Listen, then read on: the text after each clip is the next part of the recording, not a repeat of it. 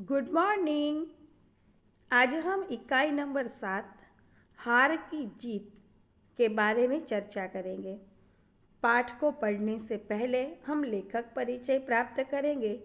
नाम बद्रीनाथ शर्मा, उपनाम सुदर्शन, जन्म तिथि सन 1896 और मृत्यु तिथि सन 1968।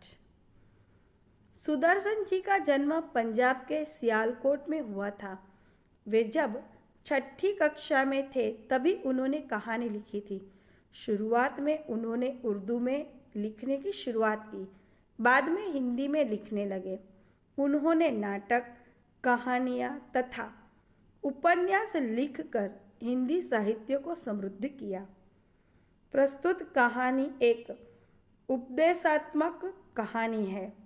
अब हम इकाई को पढ़ेंगे और उसे समझने का प्रयास करेंगे। माँ को अपने बेटे और किसान को अपने लहलहाते खेत देखकर जो आनंद आता है, वही आनंद बाबा भारती को अपना घोड़ा देखकर आता था। कि बाबा भारती नामक एक संत थे, उनके पास एक घोड़ा था। कि माँ जो होती है उसको अपने बेटे को देखकर, और एक किसान जो होता है उस किसान को अपने लहराते हुए खेत को देखकर जो आनंद, जो प्रसन्नता होती है, वैसी ही प्रसन्नता और आनंद बाबा भारती को अपना घोड़ा देखकर आती थी। भगवत भजन से जो समय बचता वह घोड़े को अर्पण हो जाता। वह घोड़ा बहुत ही सुंदर बलवान था। इसके जोड़ का घोड़ा सारे इलाके में न था। कि भगवत भजन के भगवान के नाम का जप तप करने के बाद जो भी समय बाबा भारती के पास बचता, तो वह सारा समय जो था वो समय वह अपने घोड़े को अर्पण कर देते। अर्पण करना यानी समर्पित कर देना। वह घोड़ा बहुत ही सुंदर और बलवान था और उसके जैसा इस इलाके में, इस विस्तार में कोई और घोड़ा नहीं था। बाबा भारती उसे सुल्तान कहकर पुकारते थे। अपने हाथ से खहरा करते, खुद दाना खिलाते और देख देख प्रसन्न होते थे। कि बाबा भारती जो थे उस घोड़े को सुल्तान कहकर बुलाते थे, पुकारते थे और अपने हाथ से उसे थपथपाते, उससे प्यार करते और अपने हाथ से ही उसे खाना भी खिलाते। और यह देख बाबा भारती खुद ही मन प्रसन्न हो जाते। उन्होंने रुपया, माल, असबाब, जमीन आदि अपना सब कुछ छोड़ दिया था। यहाँ तक कि उन्हें नगर के जीवन में भी द्रुणा थी। कि उनके पास जो दौलत, संपत्ति, धन, जमीन, जायदाद जो था वह सारा उन्होंने छोड़ दिया था, त्याज दिया था। और वह नगर जीवन, सांसारिक जीवन से भी उन्हें द्रुणा थी। अब गांव के बाहर एक छोटे से मंदिर में रहते और भगवान का भजन करते थे। कि नगर जीवन, सांसारिक जीवन उन्हें पसंद नहीं था, इसीलिए वह गांव के बाहर एक छोटे से मंदिर में रहते थे और वहीं पर भगवान की आराधना करते थे। मैं सुल्तान के बिना नहीं रह सकूंगा, उन्हें ऐसा लगने लगा था। वे उसकी चाल पर लट्टू थे। लट्टू हो जाना यानी मोहित हो जाना। कि बाबा भारती का सुल्तान के अलावा और कोई नहीं था, इसीलिए उन्हें लगता था कि मैं सुल्तान के बिना अब नहीं रह सकूंगा। और वह उसकी चाल पर, जो घोड़ा जैसे दौड़ रहा था उसकी दौड़ पर लट्टू हो गए थे, मोहित हो गए थे, आकर्षित हो गए थे। कहते थे ऐसे चलता है जैसे मोर घटा को देखकर नाच रहा हो। जब तक संध्या के समय सुल्तान पर चढ़कर 8-10 मील का चक्कर न लगा लेते, उन्हें चैन न आता कि वह कहते थे कि घोड़े की चाल कैसी है, तो जैसे मोर घटा को देखकर नाचता है उसकी चाल भी वैसी है। और संध्या शाम के समय जब तक वह सुल्तान के ऊपर बैठकर 8-10 चक्कर लगा न लेते उन्हें चैन नहीं आता था। चैन ना आना, उन्हें शांति नहीं मिलती थी। खड़क सिंह इस इलाके का कुख्यात डाकू था। लोग उसका नाम सुनकर कांपते थे। होते होते सुल्तान की कीर्ति उसके कानों तक पहुंच ही गई। खड़क सिंह उस इलाके का कुख्यात यानी बदनाम डाकू था जिससे लोग डरते थे। और सुल्तान की जो कीर्ति थी, उसकी सुंदरता, उसकी चाल की जो बातें थी, वह खड़क सिंह तक पहुंच गई थी। उसका हृदय उसे देखने के लिए अधीर यानी कि व्याकुल हो गया था। वह एक दिन दोपहर में बाबा भारती के पास पहुंचा और नमस्कार करके उनके पास बैठ गया। खड़क सिंह, क्या हाल है? बाबा भारती ने पूछा कि खड़क सिंह बोलो, क्या हाल है? आपकी दया है, कहो इधर कैसे आ गए? खड़क सिंह एक डाकू था, इसीलिए बाबा भारती ने उसे पूछा कि तुम्हारा यहाँ आना कैसे हुआ? सुल्तान की चाह खींच लाई है कि सुल्तान की कीर्ति मैंने सुनी है और उसको देखने की जो चाह इच्छा है वह इच्छा मुझे यहाँ पर खींच लाई है। विचित्र जानवर है, देखोगे तो प्रसन्न हो जाओगे। कि बाबा भारती ने कहा कि बड़ा ही अनोखा जानवर है, अगर तुम उसे देखोगे तो तुम भी प्रसन्न हो जाओगे, आनंदित हो जाओगे। मैंने भी बड़ी प्रशंसा सुनी है। उसकी चाल तुम्हारा मन मोह लेगी, मन मोह लेना, आकर्षित कर देना कि तुम अगर उसे दौड़ते हुए चलते हुए देखोगे तो वह तुम्हारा मन मोह लेगी। कहते हैं देखने में बड़ा ही सुंदर है, क्या जो उसे एक बार देख लेता है उसके हृदय पर उसकी छवि अंकित हो जाती है। कि बाबा भारती कहते हैं कि जो उसे एक बार देख लेता है उसके हृदय, उसके मन के अंदर उसकी छवि जो है, उसका जो चित्र है वह अंकित हो जाता है। यानी कि जो उसे एक बार देख लेता है वह कभी उसे भूलता नहीं है। बहुत दिनों से अभिलाषा थी, आज उपस्थित हो सका हूँ। कि बहुत दिनों से अभिलाषा, इच्छा होना, कि मेरी इच्छा थी उसे देखने के लिए, आज मैं उपस्थित हो गया हूँ, हाजिर हो गया हूँ। अब मुझे उसका दर्शन करना है, उसे देखना है। बाबा भारती और खड़क सिंह अस्तबल में पहुंचे। बाबा ने घोड़ा दिखाया घमंड से और खड़क सिंह ने घोड़ा देखा आश्चर्य से। कि बाबा भारती खड़क सिंह को अपना घोड़ा दिखाने के लिए अस्तबल यानी अस्तशाला या फिर घोड़े रखने की जगह जिसे अस्तबल कहा जाता है, तो अस्तबल में ले गए और वहाँ बड़े ही घमंड के साथ उन्होंने अपना घोड़ा दिखाया। और बड़े ही आश्चर्यचकित होकर खड़क सिंह ने यह घोड़ा देखा।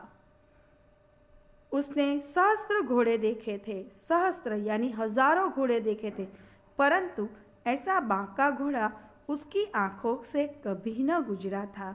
सोचने लगा भाग्य की बात है कि उसने सहस्त्र हजारों ऐसे घोड़े देखे थे मगर ऐसा बांका शानदार घोड़ा उसकी आंखों से कभी नहीं गुजरा था। और ऐसा घोड़ा मिलना भी तो भाग्य की बात है। ऐसा घोड़ा खड़क सिंह के पास होना चाहिए। इस साधु को ऐसी चीज़ों से क्या लाभ? कुछ देर आश्चर्य से खड़ा रहा कि ऐसा बांका घोड़ा, ऐसा शानदार घोड़ा तो खड़क सिंह के पास होना चाहिए। ऐसे साधु संतों को ऐसी चीज़ों से क्या लाभ होता है? कुछ देर तक वह आश्चर्य में खड़ा रहा। इसके पश्चात उसके हृदय में हलचल होने लगी। वह अधीरता से बोला, बाबा इसकी चाल न देखी तो क्या? कि वह अधीर हो गया था उसकी चाल देखने के लिए, इसलिए उसने बाबा भारती से कहा कि इसकी चाल न देखी तो क्या देखा? बाबा जी भी मनुष्य ही थे अपनी वस्तु की प्रशंसा दूसरे के मुख से सुनने के लिए उनका हृदय अधीर हो गया था कि बाबा जी भी एक मनुष्य ही थे और अपनी वस्तु की प्रशंसा सुनने के लिए वो भी अधीर आतुर होते हैं। इसीलिए उनका हृदय भी आतुर हो गया था घोड़े की प्रशंसा सुनने के लिए। घोड़े को खोलकर बाहर ले गए। घोड़ा वायु वेग से उड़ने लगा। घोड़े की चाल देखकर उसके हृदय में सांप लौटने लगा कि घोड़ा खोलकर जब बाबा भारती उसे बाहर ले गए और बाबा भारती ने सवारी की और घोड़े की यह चाल देखकर खड़क सिंह के हृदय के अंदर सांप लौट जाना, सांप लौटना यानी कि ईर्ष्या होनी। उसे ईर्ष्या आने लगी बाबा भारती से। वह डाकू था और जो वस्तु उसे पसंद आ गए उसे वह अपना अधिकार समझने लगता था। उसके पास बाहुबल और आदमी थे। जाते जाते उसने कहा कि वह तो एक डाकू था और एक बार जो वस्तु उसे पसंद आ जाती है तो वह उसे प्राप्त कर ही वह संतुष्ट होता था। और वैसे भी उसके पास बाहुबल शक्ति थी, आदमी थे। इसीलिए उसने जाते जाते बाबा भारती से कहा, बाबा जी, मैं यह घोड़ा आपके पास न रहने दूंगा कि उसे यह घोड़ा पसंद आ गया है। इसीलिए वह बाबा भारती से कहता है कि मैं आपके पास अब ये घोड़ा नहीं रहने दूंगा। बाबा भारती डर गए। अब उन्हें रात को नींद न आती। सारी रात अस्तबल की रखवाली करने में कटने लगी कि बाबा भारती को अब डर लगने लगा कि खड़क सिंह ने एक बार वचन दिया है, एक बार बोल दिया है कि ये घोड़ा अब मैं लेकर ही संतुष्ट होऊंगा, तो वह अब लेकर ही संतुष्ट होगा, ले ही जाएगा, कैसे भी करके वह प्राप्त कर लेगा। इसीलिए वह रात दिन अस्तबल की रखवाली करने में जुट गए। प्रतिक्षण खड़क सिंह का डर लगा रहता था, परंतु कई महीने बीत गए और वह न आया। प्रतिक्षण हरेक क्षण बाबा भारती को खड़क सिंह का डर लगता था, परंतु कई महीने वैसे ही बीत गए। यहाँ तक कि बाबा भारती कुछ असावधान हो गए कि यहाँ तक कि इतना समय बीत गया कि बाबा भारती को भी यह लगने लगा कि अब खड़क सिंह सुल्तान को लेने नहीं आएगा।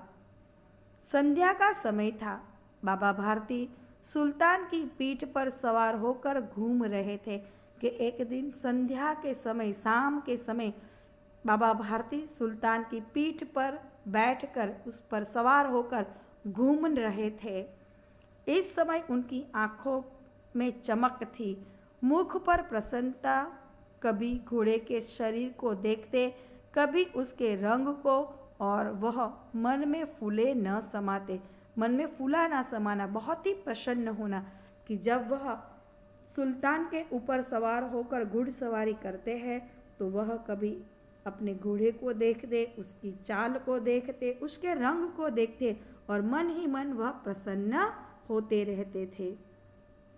ओ बाबा, इस कंगले की सुनते जाना कि उसी दौरान एक वृक्ष के नीचे एक कंगला यानी गरीब व्यक्ति बैठा था और उसने बाबा भारती को पुकारते हुए कहा कि अरे बाबा, तुम मेरी सुनते जाना। आवाज में करुणा थी। बाबा ने घोड़े को रोक लिया। देखा एक अपाहिज वृक्ष की छाया में पड़ा कहरा रहा है।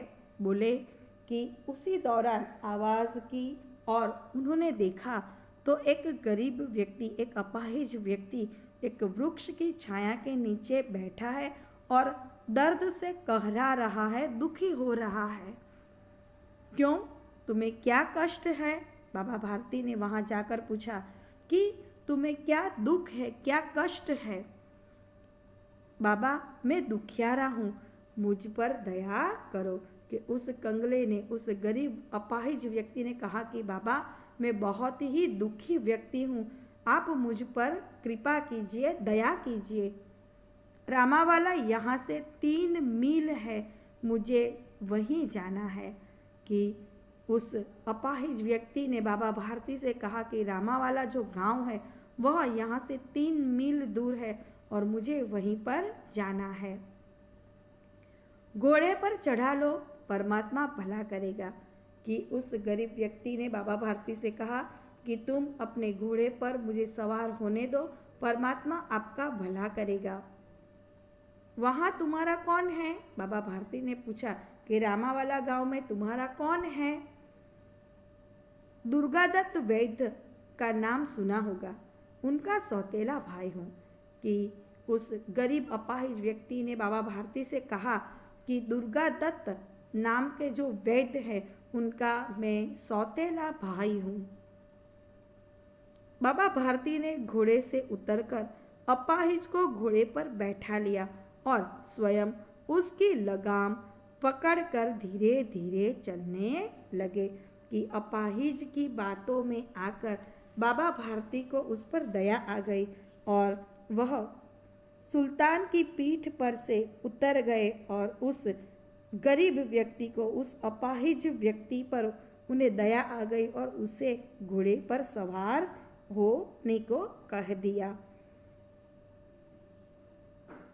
और वह खुद घोड़े की लगाम पकड़कर उस घोड़े के साथ धीरे धीरे धीरे धीरे चलने लगे।